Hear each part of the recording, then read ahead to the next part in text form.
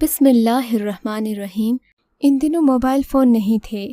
بھائی جان نے گھر میں فون لگوا لیا۔ مجھ کو خوشی ہوئی کہ اب کسی سے بات ہی کر لیا کریں گے۔ بارے تنہائی کے زہر کا تریاق تو ملا۔ بھائی دفتر چلے جاتے، بھابھی گھریلو کام کاج اور بچوں میں مصروف ہوتیں۔ فون کی گھنٹی بجتی تو ہم ہی دوڑ کر اٹھاتے۔ بھابھی کی کسی جاننے والی یا پھر آفس سے بھائی جان کا فون ہوتا۔ میری آواز سن کر بھائی جان جھٹ سے کہتے، درے شہوار ذرا اپنی بھابھی کو تو بلاؤ، بات کرنی ہے۔ بھائی جان کی آواز سن کر میرے ارمانوں پر اوس پڑ جاتی۔ میری شادی نہ ہوئی تھی، عمر 30 سال ہو چکی تھی، گھر میں کوئی بات کرنے والا نہ تھا۔ کالج کا دور کب کا ختم ہو گیا تھا۔ سبھی ہم جماعت سہیلیاں پیا گھروں کو سدھار چکی تھیں۔ کہیں آنے جانے کی اجازت تھی اور نہ بھائی بھابھی کو میرے ہاتھ پیلے کرنے کی جلدی تھی۔ گویا مجھ بد نصیب کو وہ گھر میں رکھ کر بھول گئے تھے۔ ایسے میں تنہائی کاٹتی تو فون کی گھنٹی کا ترنم ذات کے اندر کا سکوت توڑ کر اس کی جل ترنگ میں بدل دیتا۔ اس روز بھی میں اکیلی بیٹھی سوچ رہی تھی کہ اے کاش کوئی بات کرنے والا ہوتا۔ اچانک اس دن فون کی گھنٹی بجی۔ میں نے ریسیور اٹھایا تو ایک مردانہ آواز سنائی دی، کچھ بھاری سی، کچھ پیاری سی۔ لب و لہجہ شائستہ تھا، گفتگو سے مہذب لگا۔ میں نے پوچھا، کون، کس سے بات کرنی ہے؟ جواب دیا کہ ناظر بول رہا ہوں، آپ مجھے نہیں جانتی۔ بات تو کسی سے نہیں کرنی تو پھر فون کیوں کیا ہے؟ میں نے اس کی بات کاٹ دی، یہ پوچھنے کے لیے کہ کیا آپ کا فون ٹھیک ہے؟ اگر کوئی شکایت ہو تو بتائیے گا۔ کوئی شکایت نہیں، میں نے سرد لہجے میں جواب دیا۔ خفا مت ہوں، یہ ہماری ڈیوٹی ہے۔ میں ٹیلی فون کے محکمے میں نیا آیا ہوں، اس لیے آپ کے علاقے کے فون چیک کر رہا تھا، معافی چاہتا ہوں۔ کوئی بات نہیں، میں نے بن کر کہا، اور اس سے پہلے کہ فون رکھتی اسی نے فون رکھ دیا۔ تبھی ریسیور رکھنے کی آواز میرے دل پر لگی۔ یقین نہ آتا تھا کہ وہ اتنی جلدی گفتگو ختم کر دے گا۔ مدت بعد تو کسی سے بات کرنے کا موقع ملا تھا۔ کافی افسوس ملنے لگی کہ کاش 2-4 جملے اور کہنے کا موقع دے دیتا تو۔ میری زبان پر صبح سے جو قفل لگا تھا، تھوڑی دیر کے لیے گھٹن ہی دور ہو جاتی۔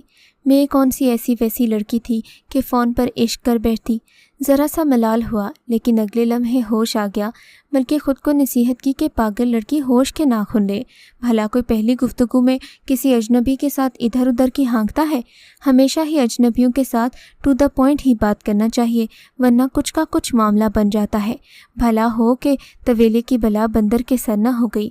مگر آئندہ ایسا بھی ہو سکتا تھا، اسی لیے احتیاط لازم تھی۔ دل میں عہد کر لیا کہ اب اگر کسی اجنبی کا فون آیا تو نہ بات کروں گی، نہ ہی کچھ اور کروں گی۔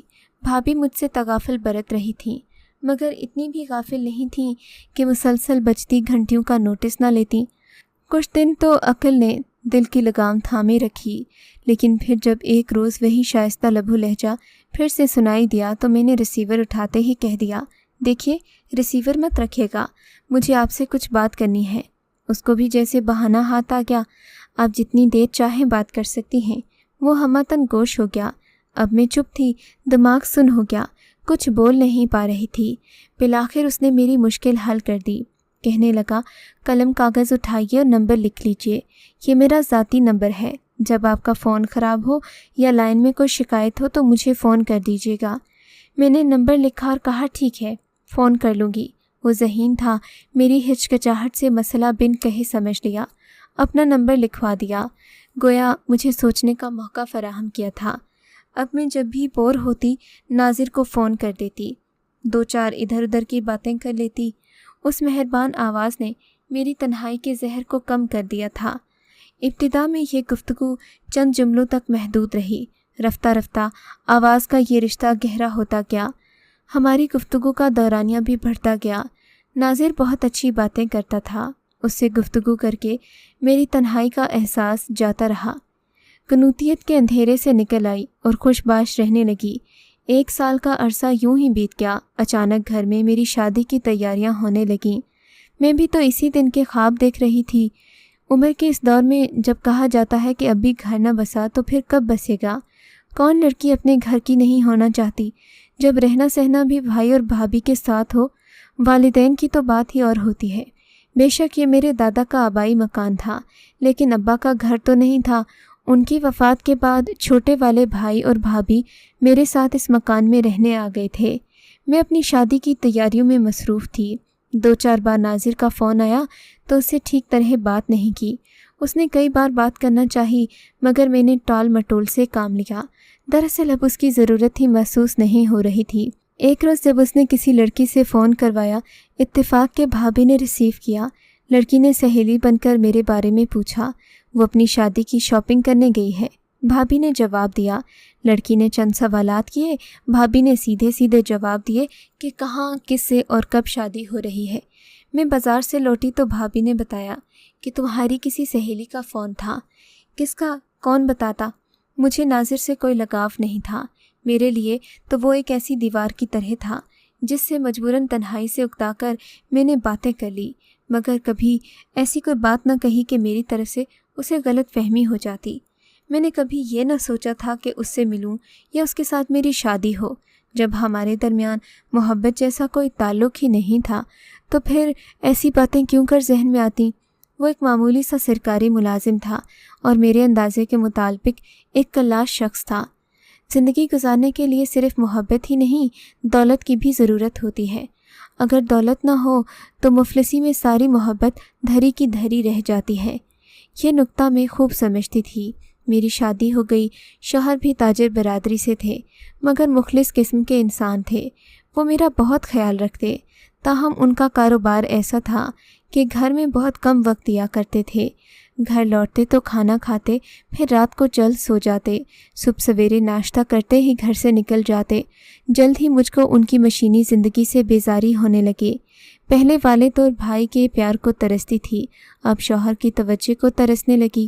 میرے دن رات پھر سے اکیلے ہی گزرنے لگے۔ کبھی ناظر سے فون پر بات کرنے کا خیال آیا بھی تو میں نے اس کو فضول حرکت سمجھ کر ذہن سے جھٹک دیا۔ شادی کے 2 سال بعد اللہ تعالیٰ نے مجھ پر کرم کیا، میری بوریت کا علاج ہو گیا۔ ایک بیٹے کی ماں بنی تو تنہائی کا احساس پھر سے جاتا رہا۔ اب اپنے بیٹے کے چھوٹے چھوٹے کاموں میں وقت گزرنے کا احساس ہی نہ ہوتا۔ زندگی میں جو کمی رہ گئی تھی وہ دانیال کی گود میں آ جانے سے پوری ہو گئی۔ شادی کے بعد میں 2-4 بار میکے گئی۔ جب دانیال آ گیا اس کے ساتھ خوش رہنے لگی اور میکے جانے کا خیال چھوڑ دیا۔ میکے آئے دوسرا دن تھا کہ ناظر کا فون آ گیا۔ اتفاق سے میں نے اٹھایا۔ اس نے میری آواز سنتے ہی کہا، شادی مبارک ہو۔ یہ واقعہ پرانا ہو چکا ہے، میں نے جواب دیا۔ اب کوئی نئی بات کہو۔ تم کو اپنی شادی کا ذرا بھی ملال نہیں؟ ناظر کی یہ بات مجھے بڑی عجیب لگی۔ کیا لڑکوں کی شادی ہونا کوئی ملال کی بات ہوتی ہے؟ میں تو اپنی شادی سے خوش ہوں، غم کیسا؟ ہاں تم تو عیش کر رہی ہو، دکھ تو ہم کو ملا ہے، اس نے طنزیہ لہجے میں کہا۔ ناظر صاحب، میں نے کب کون سی بات ایسی کہی تھی کہ آپ نے خود ہی اپنے خیالوں میں محبت کا تاج محل تعمیر کر لیا اور اب دکھی ہو رہے ہو؟ اس پر وہ جل کر بولا، اچھا تو کیا مجھے فالتو سمجھ کر کھلونا سمجھا تھا جس سے تم تنہائی کو بہلانے کے لیے کھیلتی رہیں؟ میں نے تم سے کبھی اظہار محبت نہیں کیا مسٹر۔ میں نے برہمی دکھائی تو اس نے کہا، بے وفائی کر کے بھی شرمندہ نہیں ہو، وہ تو جب معلوم ہوگا جب میں تمہیں سزا دوں گا۔ میں نے کہا، میں تم سے کبھی ملی نہیں، شکل تک تم نے دیکھی نہیں، ہم ایک دوسرے کو صورت سے پہچانتے نہیں، میں ٹھہری خطاوار۔ ناظر تم ہوش میں تو ہو؟ آئندہ مجھے فون کرنے کی ضرورت نہیں، اب میں شادی شدہ ہوں۔ اچھا، گھنٹوں مجھ سے فون پر باتیں کرنا، خود میرا نمبر ملانا اور خود کالنگ کرنا، یہ سب کیا تھا؟ اظہار محبت اگر الفاظ میں نہیں کیا تو کیا تمہارے اس طرز عمل کو میں تمہاری ذہنی آوارگی سمجھوں یا عیاشی کہوں؟ اب میرا غصہ 100 ڈگری پر پہنچ گیا۔ کیا کر لو گے تم؟ میں تمہاری گفتگو کی ریکارڈنگ تمہارے شوہر کو سنواؤں گا، تمہیں جب خبر ہوگی کہ برباد کیسے ہوتے ہیں۔ اب میں نے معاملے کی نزاکت کو سمجھ لیا۔ یقیناً ناظر بھی ان کم ظرفوں میں تھا جو فون پر باتیں کرنے کے بعد لڑکیوں کو بلیک میل کرتے ہیں۔ اب میں نے نرم لہجہ اختیار کیا، ناظر دیکھو، شادی لڑکیاں اپنے بزرگوں کی رضا سے کرتی ہیں۔ تم جانتے ہو میں ایک یتیم لڑکی ہوں، بھائی کے گھر رہتی ہوں، مجھ کو برباد کر کے تمہیں ملے گا کیا؟ آخر تم چاہتے کیا ہو؟ کہنے لگا، صرف ایک بار تم سے ملنا چاہتا ہوں، تمہاری صورت دیکھنا چاہتا ہوں۔ دیکھو یہ ناممکن ہے، اس کا کیا حاصل؟ میری زندگی اب کسی اور کی امانت ہے۔ ٹھیک ہے، جانتا ہوں، کب کہہ رہا ہوں کہ میرے لیے اپنے شوہر کو چھوڑ دو یا اپنا گھر برباد کر لو۔ صرف ایک بار مل لو، باہر نہیں مل سکتی تو اپنے گھر بلا لو۔ 2 घड़ी को मेहमान समझकर सिर्फ चाय की प्याली पिला देना, मैं चला जाऊंगा। दोबारा कभी मिलने की बात भी नहीं करूंगा। इसमें हर्ज ही क्या है? जब किसी से फ़ोन पर बातें करने में कोई हर्ज नहीं, तो रूबरू बैठकर 2-4 बातें कर लेने में क्या हर्ज है? मुझे खबर है तुम बाहर कभी मिलने पर राज़ी न होगी, मगर तुम्हारा अपना घर तो तुम्हारी महफूज पनाह का है। तुम वहाँ अकेली भी ना होगी, यकीनन नौकर चाकर या दूसरे कुछ लोग भी होंगे। ऐसे में तुमको मुझसे क्या ख़तरा है? उफ़ नाज़िर, ये तुम कैसी बातें कर रहे हो? ये सब बेढंगी अनहोनी बातें हैं। मेरा ख्याल दिल से निकाल दो और भूल जाओ मुझे। कहने लगा, उस वक्त तक नहीं ख्याल निकाल पाऊँगा जब तक तुम्हें देख न लूँ। तुमको भुलाना मुहाल रहेगा। मैंने जान लिया कि इस शख्स को समझाना बेफ़ायदा है, तभी से चाकर रिसीवर रख दिया। उसके बाद बार बार घंटी बजती रही तो स्विच निकाल दिया। देर तक उस रोज़ मेरे दिमाग में उसके कहे ये अल्फाज गूंजते रहे। मेरी शदीद ख्वाहिश है कि तुमको एक बार देखूं। तुमको भुलाने से पहले अपने दिल की इस खलिश को मिटाना चाहता हूँ। अगर तुम मुझको ना मिली तो याद रखना, अपने दिल की इस खलिश के हाथों तंग रहूँगा, तुमको भुला नहीं पाऊँगा। उसके इस अजीब मंतक के हाथों में भी बेबस हो गई। उसकी इन बातों का कोई जवाब मेरे पास नहीं था। मैंने झट से फ़ोन बंद कर दिया। भाई के घर हफ्ता भर रहने गई थी, मगर नाज़िर की बातों से इतनी परेशान हुई कि अगले रोज़ ही घर वापस चली आई। चंद रोज़ गुजरे। मैं अपने कमरे में बैठी कपड़ों को तह लगा रही थी, तभी नौकर ने आकर बताया कि दरवाजे पर कोई साहिब आए हैं, आपसे मिलने का कह रहे हैं। क्या नाम बताया? नाम नहीं बताया, मेरी छोटी हिस्स ने कहा। कहीं अजनबी नाज़िर न हो। तभी मैं गेट पर गई। वाकई वो अजनबी था, मगर आवाज़ अजनबी नहीं थी। दिल अंदर से सहम गया, हाथ पांव ठंडे हो गए, मगर हिम्मत से काम लिया। कहिए किससे मिलना है? मैंने अनजान बनकर कहा। पहचाना नहीं? मैं वही नाचीज़ हूँ नाज़िर, जिससे आप कभी टेलीफोन पर बातें किया करती थीं। मुझको ठंडा पसीना आ गया। मुलाजिम करीब ही था, लिहाजा आफियत इसी में जाने की इज़्ज़त से ड्राइंग रूम में बिठाऊं, एक प्याली चाय पिलाकर रुखसत कर दूं। शायद इस तरह ये आफत आफियत में बदल जाए। ज़मान से कहा कि इनको ड्राइंग रूम में बिठाओ। किचन में चाय बनाने का कहकर ड्राइंग रूम में लौटी तो मुझे बड़ी हैरत हुई कि वहाँ कोई साहिब नाज़िर के साथ बातें कर रहे थे। ज़मान बाबा इधर आओ, मैंने बरामदे से इशारा किया। ये दूसरे कौन साहिब हैं जो मेहमान से बातें कर रहे हैं? कहने लगा, वो अपने सुलेमान साहिब हैं, आपके जेठ। क्या आपने नहीं पहचाना? मैंने कमरे में झांका। किचन में आ गई और मामा से कहा कि 1 नहीं 2 कप चाय और कुछ खाने पीने का सामान भिजवाइए। उस्मान साहिब के बड़े भाई आए हैं। चाय की ट्रॉली सज गई। मुलाजिम ड्राइंग रूम में ले गया, मेहमानों की तवाज़े की और थोड़ी देर बाद एक मेहमान को रुखसत करके दूसरा अंदर आ गया। मैंने जेठ को सलाम किया। इन्होंने मेरे सर पर हाथ रखकर दुआ दी और बोले, भाभी क्या आपका फ़ोन ख़राब रहता है? दिमाग में घंटी बजी, फिर हाजिर दिमागी से काम लिया। जी भाई साहब, लाइन में कभी कभी शोर होता है। अच्छा, तो ये मामला मैं खुद देख लूँगा। तुमने मुझे बताया क्यों नहीं? मैंने कहा, भाई साहब ध्यान ही न रहा, मामूली सी बात थी सो कंप्लेन लिखवा दी। क्यों, क्या हुआ? कुछ नहीं हुआ। हमारे महकमे का एक बंदा आया था। फ़ोन तो ठीक है, उसने चेक कर लिया है। आइंदा कोई शिकायत हुई तो मेरे दफ्तर का नंबर ले लो, मुझे ऑफिस टाइम में फ़ोन कर देना। ये छोटे मुलाजिम हैं, मेरे मातहत हैं, घर के अंदर न बिठाया करो। खैर हुई, मैंने सुख का सांस लिया। नाज़िर जो मुझको धमकाकर घर तक पहुंच गया था, ड्राइंग रूम में देखा तो मेरे जेठ साहिब से मिला। दरअसल वो अपनी बेटी की शादी का दावतनामा देने आए थे। सुलेमान भाई के बारे में बताती चलूँ कि ये महकमा मवासलात में बड़े ऑफिसर थे। इतना ही मुझे सरसरी तौर पर मालूम था, इनका ओहदा वगैरह कभी न पूछा। वो अलहदा घर में रहते थे। जब इन्होंने नाज़िर को ड्राइंग रूम में बैठे देखा तो उसके पास चले गए। सुलेमान भाई ने उसे नौकरी पर रखवाया था, उसे खूब पहचानते थे। हैरत से सवाल किया कि तुम यहाँ? वो बोले, अरे घबरा क्यों रहे हो, बैठो, हमारा ही घर है, मेरे वालिद का है, छोटे भाई उस्मान रहते हैं।